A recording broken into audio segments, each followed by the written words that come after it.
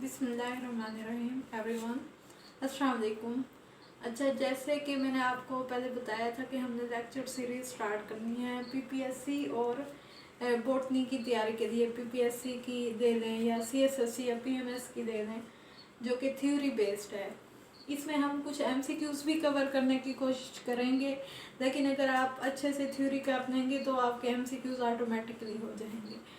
ठीक है, तो ये आज हमारा फर्स्ट लेक्चर है बॉटनी सीरीज़ का। और इसमें हम जो है आज थोड़ा सा मैं इंट्रो दूंगी बॉटनी का। एक्चुअली बॉटनी है क्या, इसके जो बेसिक कॉन्सेप्ट्स थोड़े से हैं, हम हिस्ट्री से ही स्टार्ट देंगे और फिर एडवांसमेंट की तरफ, जैसे जैसे बॉटनी में एडवांसमेंट आई और जो जो चीज़ें सामने आती जाएंगी उनके बारे में हम पढ़ते जाएंगे। ठीक है, तो फर्स्ट जो है हम हिस्ट्री को लेते हैं कि बॉटनी वर्ड बहुत एंशियंट टाइम से पौधों के बारे में लोगों को थोड़ी बहुत नॉलेज थी। वो उसी नॉलेज की बेस पे कल्टीवेशन भी कर रहे थे, हर चीज़ कर रहे थे, लेकिन एज सच उनके माइंड में एक साइंस का कॉन्सेप्ट प्लांट्स को लेके, या वो अपनी ज़रूरियात ज़िंदगी के लिए ये सारे अपनी नॉलेज को यूज़ करके कर रहे थे। लेकिन ओल्ड डेज में जो है बॉटनी का कॉन्सेप्ट मौजूद था, लेकिन बॉटनी को जो है उन्होंने जस्ट ग्रासीज और पास्चर तक महदूद रखा हुआ था। जैसे कि वर्ड बॉटनी है तो ये एक लैटिन ग्रीक वर्ड है जिसका मीनिंग है पास्चर एंड ग्रासीज। तो इससे आप अंदाज़ा लगा सकते हैं कि शुरू में और डेज में बॉटनी को ग्रासीज और पास्चर्स तक ही महदूद रखा हुआ था। अब ग्रासीज में हम ये ना सोचें कि सिर्फ ग्रासेस हैं जो कि जानवरों के यूज़ में आ जाती हैं। ग्रासेस में हमारी वीट भी आ जाती हैं और many others things that are important for our daily life. वो सब चीज़ें जो है ग्रासेस में हम पढ़ते हैं उसके बारे में। तो शुरू में जस्ट ये ग्रासेस तक महदूद था। जैसे जैसे डिस्कवरीज होती गई इसी तरह से बॉटनी में भी चेंजेस आती गई और एडवांसमेंट की तरफ जाती गई। अब बॉटनी जो है बहुत वास्ट फील्ड हो गई है, इसमें बहुत ज़्यादा और सब फील्ड्स भी आ गई हैं।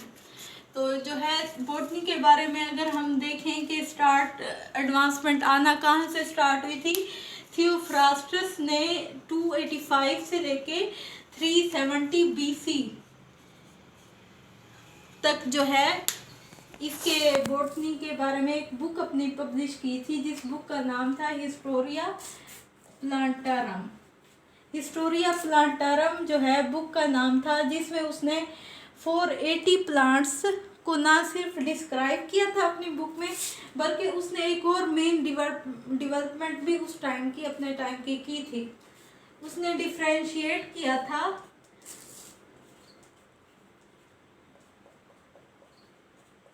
मोनोकोट्स और डाइकोट्स को।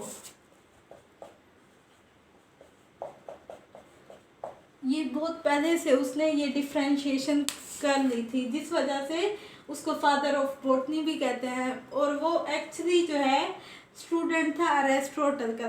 अरिस्टोटल के बारे में आपको पता होगा कि अरिस्टोटल कौन है। बायोलॉजी की स्टडी में उसका बहुत ज़्यादा रोल है और वो जो है फादर ऑफ बायोलॉजी भी कहलाता है। अच्छा, अगर अब हम देखें कि एक तो थियोफ्रास्टस हो गया, उसकी काफ़ी ज़्यादा कंट्रीब्यूशन है बॉटनी में। उसके अलावा एडवांसमेंट कैसे आई? एडवांसमेंट दो कॉन्सेप्ट और दो थ्योरीज के जरिए आई, जिसको हमने बेसिक क्लासेस में अपने पढ़ा है, लेमार्क और डार्विन। लेमार्क और डार्विन की थ्योरी ने बहुत ज़्यादा कंट्रीब्यूशन अपनी की बॉटनी की स्टडी में। लेमार्क ने क्या किया था? लेमार्क ने एक कॉन्सेप्ट दिया था इनहेरिटेंस ऑफ एक्वायर्ड कैरेक्टरिस्टिक्स का।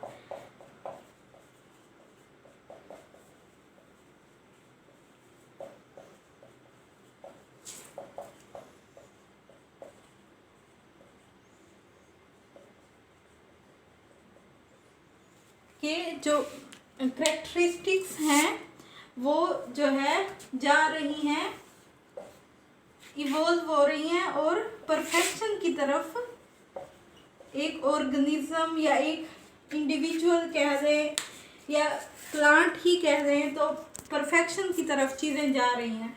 जो अच्छे करेक्टर्स हैं वो पेरेंट्स से ऑफस्प्रिंग में एक प्लांट से दूसरे प्लांट में मुंतकिल हो रहे हैं। तो इसी कॉन्सेप्ट को बेस बनाया गया एवोल्यूशन का। ठीक है, इससे एवोल्यूशन के कॉन्सेप्ट को भी बहुत अच्छे से समझा जा सकता है। ठीक है, एक्वायर्ड करेक्टरिस्टिक्स के अलावा डार्विन, इसके बाद लेमार्क ने जब ये मेन काम कर लिया था तो डार्विन ने 1836 में 1831 से 1836 के दरमियान जो एक जर्नी थी, उसकी वर्ल्ड जर्नी थी, जिसमें उसने देखा था डिफरेंट जो है आइसलैंड में मौजूद जो है गैलापागोस फिंचेस के बारे में।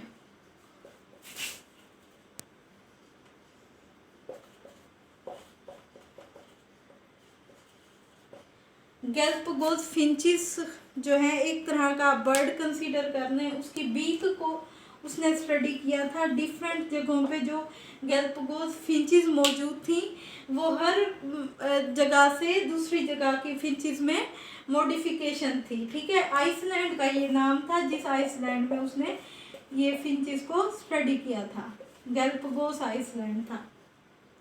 उसने देखा था कि बीक्स में मॉडिफिकेशन आ रही हैं, फिंचेस की बीक्स में मॉडिफिकेशन आ रही हैं।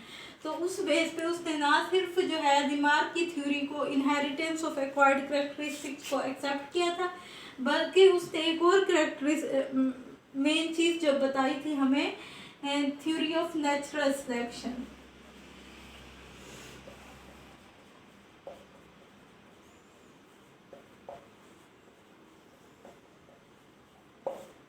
उसने नेचुरल सिलेक्शन का कॉन्सेप्ट भी बहुत अच्छे से ना एग्जाम्पल्स के साथ गैलापागोस फिंचेस की एग्जाम्पल्स के साथ उसने अपनी बुक में इलेबोरेट किया था। बुक का नाम था ओरिजिन ऑफ स्पीशी।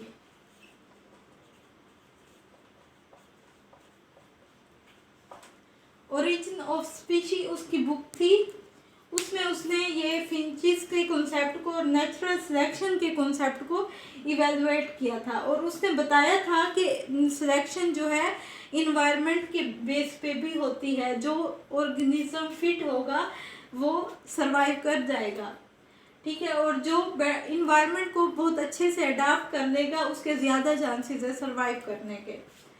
इस तरह से जो है बॉटनी में एडवांसमेंट आई और बॉटनी जो है पता चलना शुरू हुआ कि एक्चुअली जो है ऑर्गेनिजम्स जो है मॉडिफाई हो रहे हैं, परफेक्शन की तरफ जा रहे हैं, और अच्छी चीज़ें, अच्छे जीन्स जो हैं या वो ऑर्गेनिज्म जिसमें ज़्यादा कैपेबिलिटी है सर्वाइव करने की, जिनका जेनेटिक मेकअप अच्छा है, वो ज़्यादा सर्वाइव कर रहे हैं। तो उस टाइम पे जेनेटिक स्टडीज़ के बारे में नहीं था कोई कॉन्सेप्ट, लेकिन बाद में वो आया जब डोमेन क्लासिफिकेशन सिस्टम हुआ, तब जो है जेनेटिक कॉन्सेप्ट आया। लेकिन उस टाइम पे भी उसने ये कहा था कि इन्वायरमेंट का रोल बहुत है, और जो है ऑर्गेनिज्म जो फिट होता है वो ज़्यादा सर्वाइव कर लेता है। अच्छा, इसके बाद एक और चीज़ कि क्लासिफिकेशन जो है वो किस बेस पे हो रही है। क्लासिफिकेशन प्लांट्स की मेन चीज़ है, और इसके बारे में सम टाइम MCQs भी थोड़े से घुमा के वो दे देता है, तो स्टूडेंट जो है, हालांकि ये चीज़ बहुत लोगों को पता है लेकिन वो कंफ्यूज हो जाता है। अब जो है लिनियस एक साइंटिस्ट था, उसने क्लासिफिकेशन सिस्टम एक जो हमें बताया था, उसने बताया था सिमिलरिटीज़ की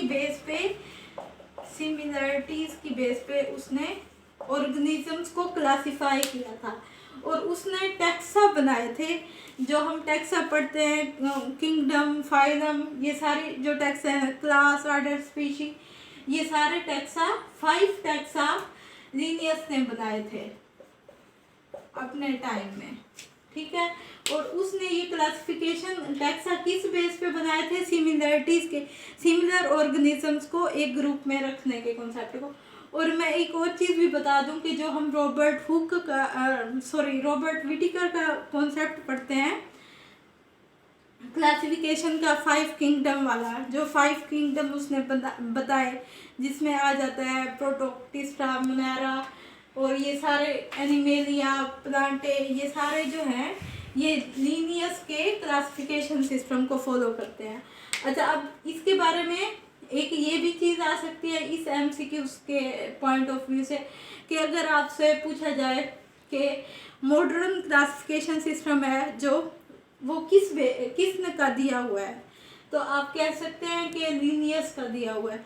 तो सम टाइम वो थोड़ा सा कंफ्यूज करने के लिए वो कैरोलस नाम लिख देता है और साथ रॉबर्ट विटिकर लिख देता है। तो सम टाइम हम विटिकर को हमारे जहन में होता है कि वो जो 5 किंगडम सिस्टम है वो विटिकर का दिया हुआ है, लेकिन नहीं, वो विटिकर ने इस सिस्टम को फॉलो करके किंगडम्स बनाए थे, लेकिन टैक्सा जो है वो लीनियस ने दिया था और विटिकर ने भी सिमिलरिटीज की बेस पे वो किंगडम बनाए हुए हैं। तो वो किसको फॉलो कर रहा है, वो लीनियस को फॉलो कर रहा है, सिमिलरिटीज की बेस पे ये क्लासिफिकेशन सिस्टम बना हुआ है। अच्छा, अब जैसे जैसे बॉटनी में एडवांसमेंट आई, माइक्रोस्कोप की स्टडी हुई और उसके बाद जो है काफ़ी सारी चीज़ें होने लगी, तो जेनेटिक्स का जब रोल थोड़ा सा बॉटनी में आया तब एक और सिस्टम आया हमारे सामने, वो है डोमेन क्लासिफिकेशन सिस्टम।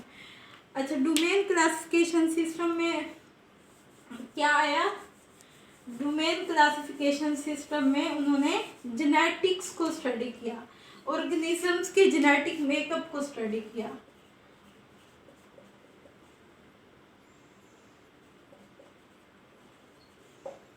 स्पेशली जो है राइबोसोमल DNA को स्टडी किया गया।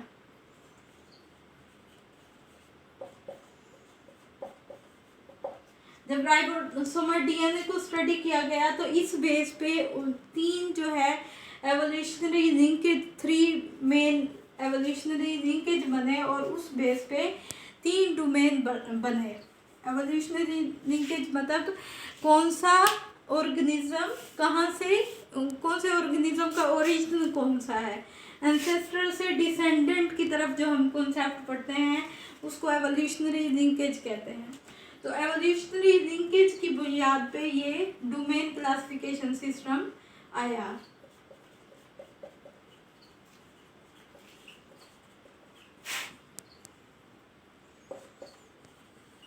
अच्छा, एवोल्यूशनरी लिंकेज की बुनियाद पे जब भी हमारे सामने ये डोमेन क्लासिफिकेशन सिस्टम आता है तो हम देखते हैं कि 3 डोमेन में ऑर्गेनिजम्स को डिवाइड किया गया है। कौन से 3 डोमेन है? फर्स्ट जो है हम देख लेते हैं आर्ची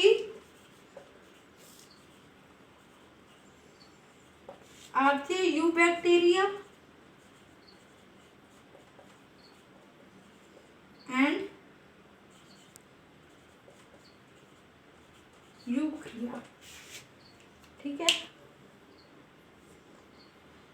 ये 3 जो है डोमेन जब जेनेटिक स्टडीज होने लगी और राइबोसोमल DNA को स्टडी किया गया तो उस बेस पे कौन सी चीज़ से, मतलब कौन सी जो है चीज़ पहले आ रही है, एंसेस्टर और डिसेंडेंट का कॉन्सेप्ट आया, एवोल्यूशनरी लिंकेज का कॉन्सेप्ट आया। तो ये 3 चीज़ें इनिशियली जो है बैक्टीरिया और यूक्रिया था, लेकिन जब जेनेटिक स्टडीज़ की गई तो ये पता चला कि आर्ची जो है और बैक्टीरिया जो है एक ग्रुप में जब थे, सारे शुरू में एक ही ग्रुप में रखे गए थे बैक्टीरिया, लेकिन जब जेनेटिक स्टडीज़ हुई तो पता चला कि बैक्टीरिया की कुछ ऐसी किस्में भी हैं जो यूक्रियोट्स से, मल्टीसेलुलर यूक्रियोट जो कि एनिमल के होते हैं या प्लांट्स, एडवांस प्लांट होते हैं, उनसे रिजेंबर कर रहे थे कुछ बैक्टीरिया। तो उन बैक्टीरिया को जिनकी रिजेंबलेंस जो है यूक्रिया से या यूक्रियोटिक मल्टीसेलुलर ऑर्गेनिज्म से थी, उनको अलग कर दिया गया, उनको आर्ची का नाम दे दिया गया। और बाकी जो बैक्टीरिया हैं वो आ जाते हैं यू बैक्टीरिया। यू बैक्टीरिया में आप देख लेते हैं इकोलाई आ जाता है सबसे में, ठीक है। और यूक्रिया में आप देखते हैं कि यूक्रिया में जो बाकी प्लांट्स हैं वो सारे जो है मेन प्लांट्स जो हम पढ़ते हैं वो सारे यूक्रिया में आ रहे हैं।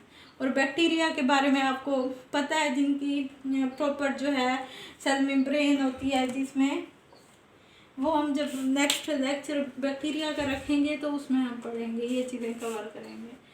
अच्छा, इसके बाद मैं थोड़ा सा ब्रांचेस ऑफ बॉटनी के बारे में काफ़ी लोग जानते हैं। कई ब्रांचेस आपके इल्म में होंगी या कई का अंदाज़ा वैसे ही बंदा लगा देता है, लेकिन कुछ मेन ब्रांचेस हैं जिसके बारे में मैंने सोचा कि मैं आज जो है उनके बारे में बता दूं। ये थोड़ी सी न्यू ब्रांचेस हैं और आजकल उनका स्कोप है, तो इस वजह से ये हम ब्रांचेस सब फील्ड्स भी देखेंगे बॉटनी की। अच्छा, बॉटनी की ब्रांचेस जो हैं हम देखते हैं मेडिसिन में, हर चीज़ में बॉटनी का काम है। लाइफ जो है बॉटनी के गिर्द ही घूम रही है, ठीक है, प्लांट के गिर्द, क्योंकि वो ऑटोट्रॉफ हैं और फूड सप्लाई कर रहे हैं हमारे, ये वो काफ़ी इम्पोर्टेंट है। तो इस वजह से इसकी स्कोप भी बहुत ज़्यादा है, हर चीज़ में इसका जो है कंट्रीब्यूशन है। अच्छा, तो इस लिहाज से इसकी ब्रांचेस वैसे तो बहुत ज़्यादा है, लेकिन कुछ को मैं जो है आज डिस्क्राइब करूँगी। कैरोलॉजी है, ये ब्रांच है, न्यूक्लियर साइटोलॉजी भी कहते हैं, और इसमें हम न्यूक्लियस को स्टडी करते हैं।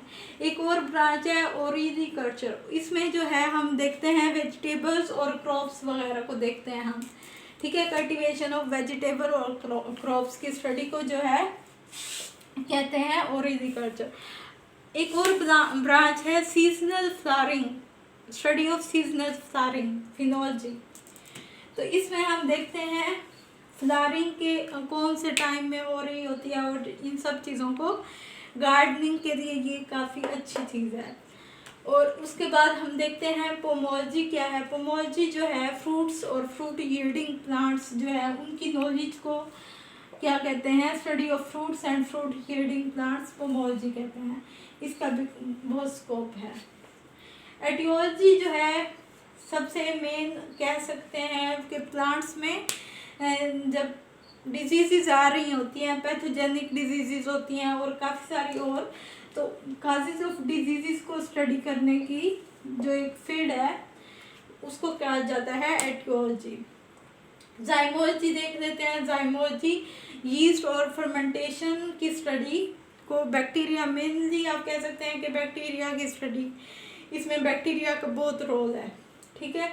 तो इसी के बाद जो है हमारी इंडस्ट्री जो है बेकरी इंडस्ट्री बहुत आगे तक चली गई, तो इसकी स्टडी को क्या कहते हैं, जाइमोलॉजी। और ये जो है फूड साइंसेस में इसका काफ़ी रोल भी है।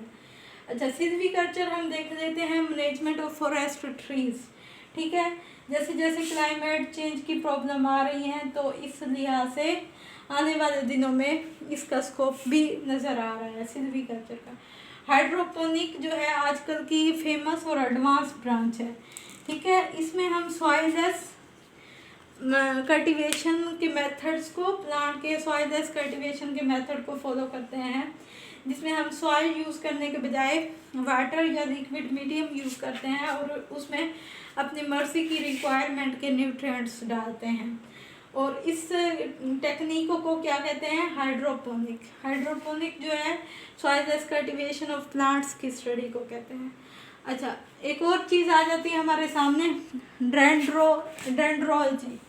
डेंड्रोलॉजी क्या है, श्रब्स एंड ट्रीज की स्टडी को डेंड्रोलॉजी कहा जाता है। डेंड्रोक्रोनोलॉजी भी आ जाती है। फिर इसमें हम क्या करते हैं, प्लांट्स की एज को डिटरमिन करते हैं। हमने आगे पढ़ना है कि एज डिटरमिन करने का एक मेथड होता है, रिंग्स होते हैं प्लांट के, उन रिंग्स को काउंट करके हम जो है प्लांट की एज का अंदाज़ा लगाते हैं। उसके लिए भी एक प्रॉपर ब्रांच मौजूद है, डेंड्रोक्रोनोलॉजी। एथनोबॉटनी है, इसमें प्लांट का पीपल, जाहिर है प्लांट का रिलेशनशिप हर जगह पे है और हर जगह पे प्लांट की कंट्रीब्यूशन है। इसी तरह से ह्यूमन की लाइफ में प्लांट्स का क्या रोल है वो सारा एथनोबॉटनी में आ जाता है। आर्बोरिकल्चर एक और टेक्निक है, ब्रांच है इसकी बॉटनी की, उसमें हम देखते हैं ऑर्नामेंटल ट्रीज और श्रब्स की स्टडी को हम कहते हैं आर्बोरिकल्चर। और एक और ब्रांच है एग्रोस्ट्रोलॉजी, इसमें हम पढ़ते हैं ग्रासेस की स्टडी को। और ग्रासेस का मैंने पहले भी बताया कि सिर्फ ग्रासेस तक महदूद नहीं है ये चीज़, ग्रासेस में काफ़ी सारी चीज़ें आ जाती है, जिसमें वीट सबसे फेमस है। ठीक है, थैंक यू। आज के लिए फिर इतना ही, और नेक्स्ट हम पढ़ेंगे कि क्लासिफिकेशन के बारे में, क्लासिफिकेशन ऑफ प्लांट्स के बारे में। इसमें मेरे ख्याल में हमें जो किंगडम है वो पढ़ाने की ज़रूरत नहीं है, वो हम बेसिक में पढ़ चुके हैं। क्लासिफिकेशन ऑफ प्लांट्स हम पढ़ेंगे, जिसमें प्रॉपर सारा कुछ बताया जाएगा कि कौन से प्लांट कौन सी कैटेगरी में फॉल हो रहे हैं। वो हम इंशाल्लाह फिर नेक्स्ट लेक्चर में डिस्कस करेंगे। आज के लिए इतना ही। अगर आप लोगों को मेरी ये एफर्ट अच्छी लगी हो तो आप जो है मुझे कमेंट्स में भी बता सकते हैं, लाइक और सब्सक्राइब भी कर दीजिएगा अगर आपको ये एफर्ट अच्छी लगी है मेरी तो। अच्छा, आज के लिए बस इतना ही। अल्लाह हाफिज़।